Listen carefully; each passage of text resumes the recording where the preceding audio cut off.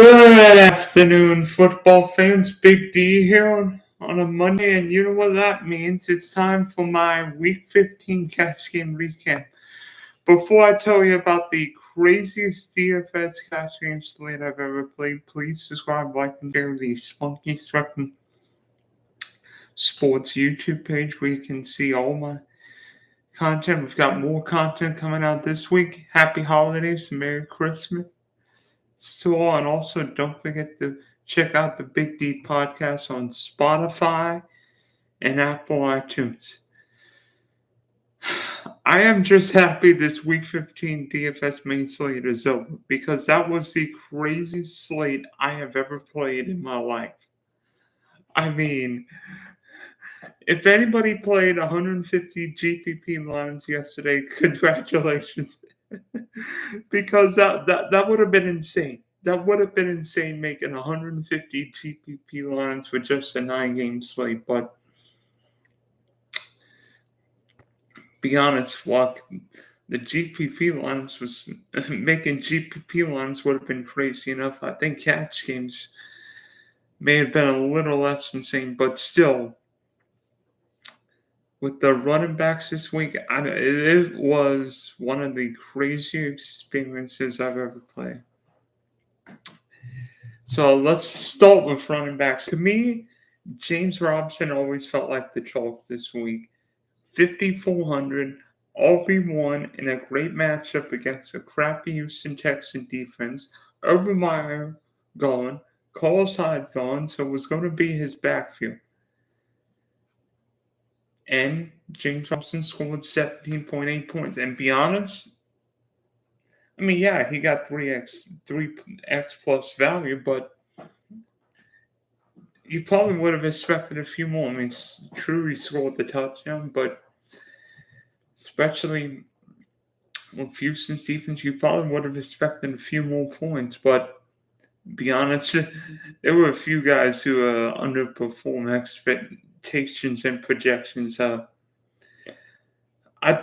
went back and forth with a couple guys who really thought about using. I thought about using Najee Harris,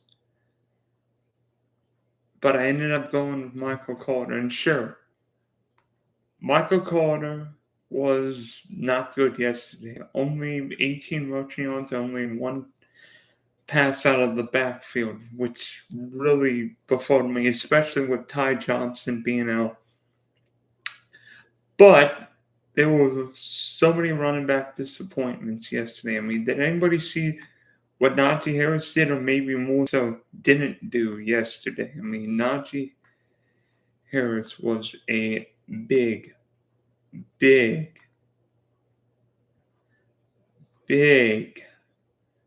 disappointment yesterday.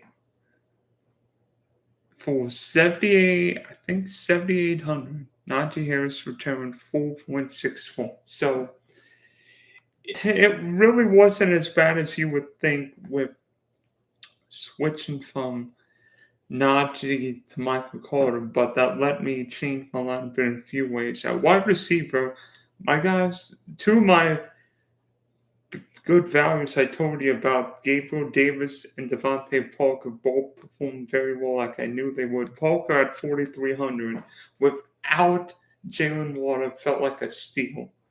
And he caught 4 passes for 68 yards, and maybe more importantly, caught a touchdown. So Devontae Parker easily made 3x. He ended up getting almost 4x, so he was fine there. And Gabriel Davis, probably the value you should have played.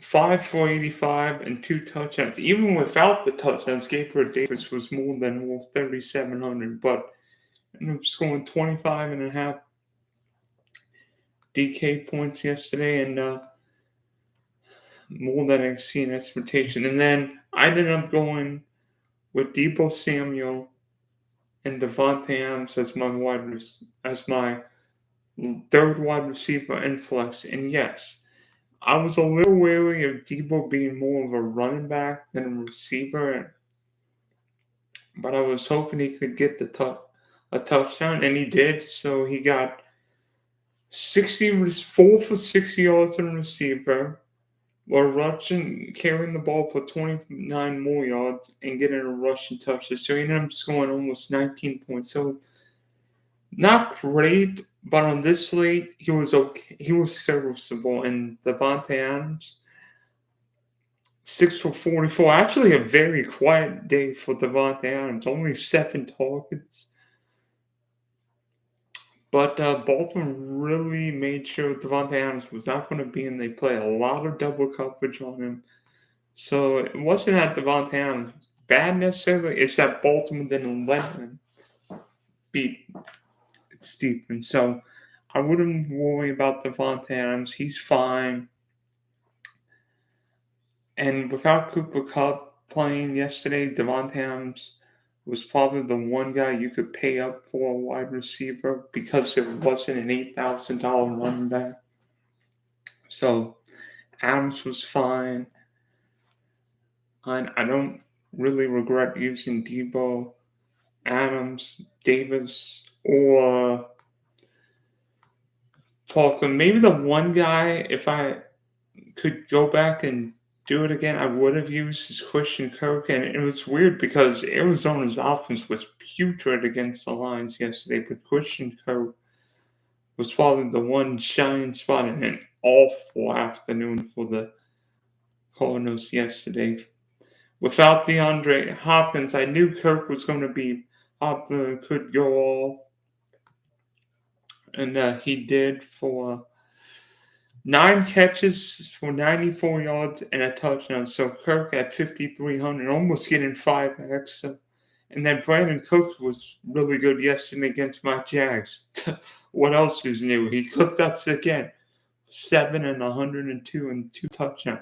If Brandon Cooks played the Jaguars every week, he'd have like 100. He'd have like 7 for 100 every single week. He went over 100 yards in both games against the Jaguars this year.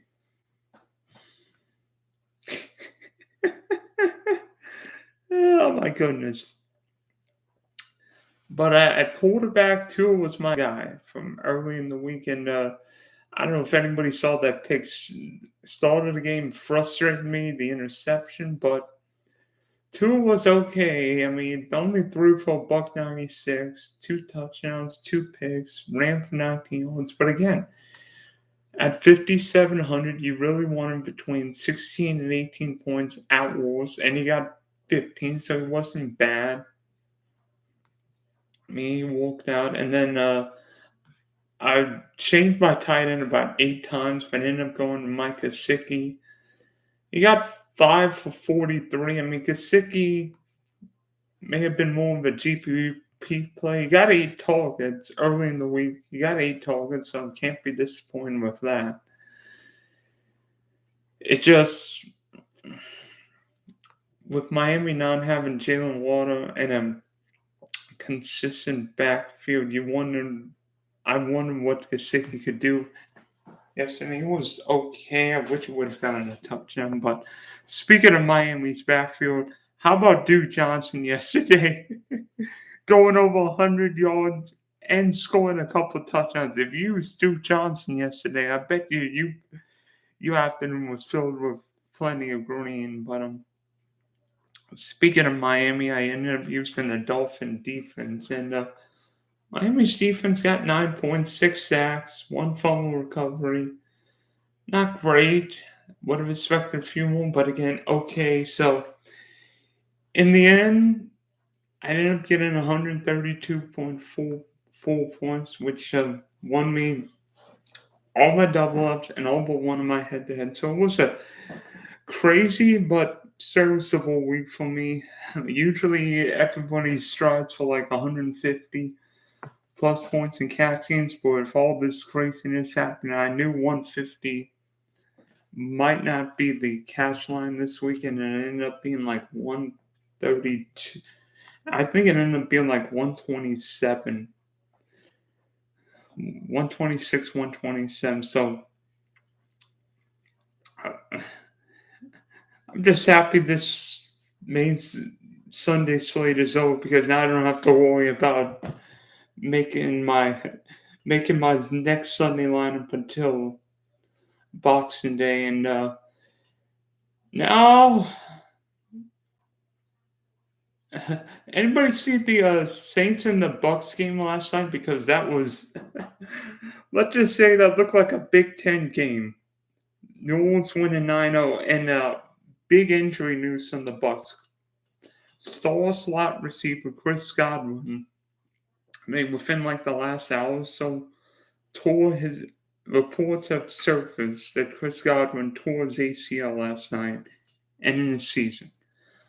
Obviously, Chris Godwin's injury is going to have a major impact on the Bucs season because Godwin has been a huge part of Tampa's offense the last couple of years, whether mainly on the slot, but he can also play outside. But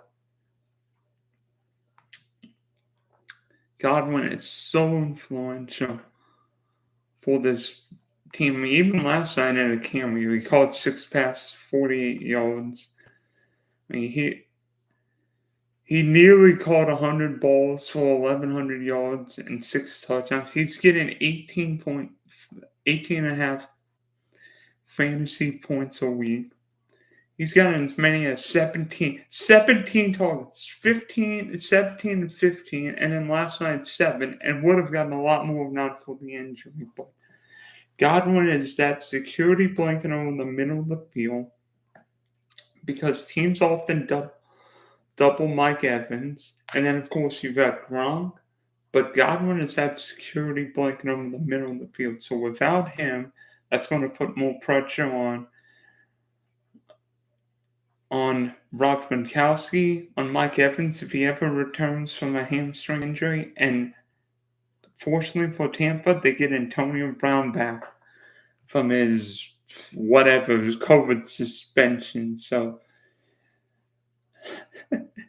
let's hope AB can keep his head on straight because the Bucs are going to need him. I mean, they've got the Panthers this week and the Jets next week. So not just with those guys, but with Leonard Fournette's injury, Tampa's offense is going to look way different than it did a couple weeks ago. So might be more. So unfortunately for Chris Godwin owners, his season is over, which means he won't play a part in the fantasy playoffs.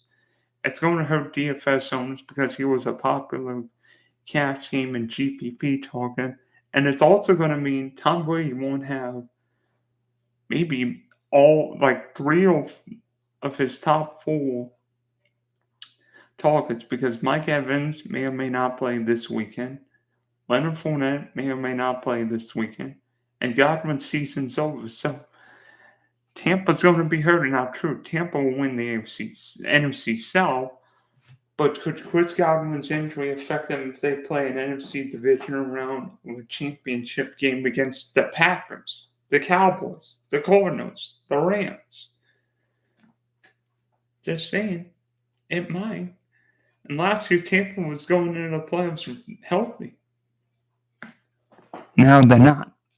I mean, that's why it's hard to repeat at Super Bowl champs because one injury could just affect things. And it's not necessarily how many injuries you get, but when you get the injuries.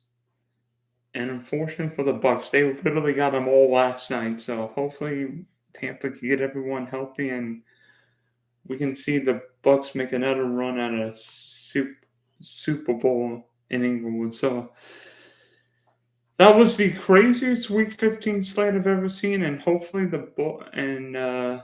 I hope you made some money with it, and hopefully Chris Godwin has got plenty of depth because you're going to need it for the next couple of weeks. That's my story, and I'm sticking to it.